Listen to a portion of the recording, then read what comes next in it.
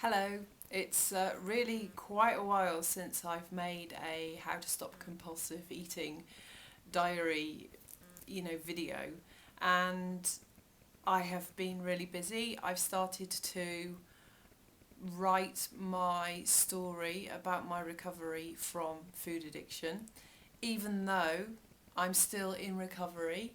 And I would say that it's been an incredibly empowering thing to do. It's all about this idea of start acting like the person you want to be before you are that person. Because if you wait, you'll never be you'll never be there. So just bloody start doing it now. Um, I think that I will always have this predilection to foodaholism, as I call it, but it's all about managing it, isn't it? So I've been really devoting a lot of my energies to that, but at the same time, I'm still dealing with my issues, and what's been very interesting is that the whole writing my story, and I'm reshaping my sense of self to be a role model for recovery from food addiction. And that process, part of that process has meant that the weight has started to come off. And so for example, one thing I do now is I have a walk every morning, and I don't need to do it to lose weight. I do it because I love it. And so that is how it's becoming more natural to be this person that I want to be. I hope that makes sense. Now, I don't know what I call it, my sabotage mechanism, the part of me that wants to take over, the addict part of me that wants to rule my mind again, is really not happy about this. I'll give you a really good example this week. So this week I weighed myself, and I am now 10 stone 8, which, if you don't work in pounds and ounces, is 148 pounds. And when I started my whole process of really using my mind to get over my food issues, I was nearly 13 stone. So that's probably about a good 30 pounds heavier, around about that mark. And I said to myself, I want to be 10 stone 6, which is the 146 pounds, which is the weight I was before I got pregnant with my first child. And I was 34, and I was in brilliant shape. I was going to the gym all the time. And now I'm 2 pounds off that. and so I did that weigh-in 3 days ago. And then I had a great day that day. And so then Wednesday and Thursday were...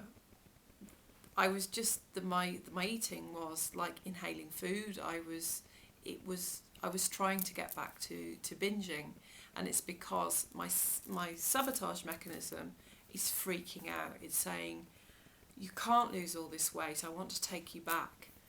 And the other thing that's happened this week is, because I had some hypnotherapy, which started me off on all this.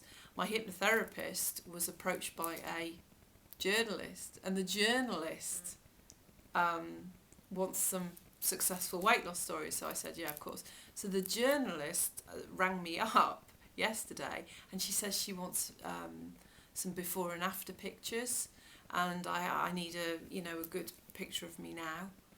And you can see how all this is really amazing for my sense of self as a recovering food addict. And I'm losing the weight, but I'm doing it in alignment with my empowered self and all this sort of stuff. But my sabotage mechanism is freaking out. And so yes, today was better. This morning I got up and I thought, right, I really got to do something. I can't keep binging and put the weight back on. I've got to try and feel the weight loss and do it anyway, if you see what I mean. So I had a very, very small breakfast, and I made myself take 5 minutes to eat it.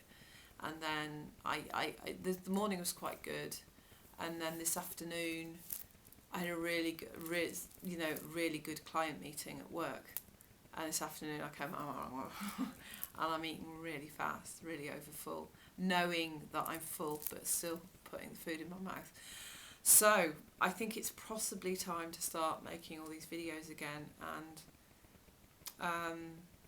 I really need to understand that when I am eating in that chaotic, binging way, that this is my sabotage mechanism trying to take over. And it's not a case of, oh, I don't want to be controlled and I love my food and it's the food. It's not. It's all about who is going to be in control of my mind. Is it my sabotage mechanism, or is it the powerful, empowered Harriet who is becoming a role model for eating recovery? So I know obviously I want her to be in charge, but when I'm eating and I'm feeling it's like a rising chaos. When I feel the rising chaos in my mind, it's like, whew, this one's in control. I'm not quite sure how to do this. Probably structure, I think, and maybe having to be accountable to somebody. I don't know. So anyway, that's where I am today, and we'll see what tomorrow brings. Okay, cheers.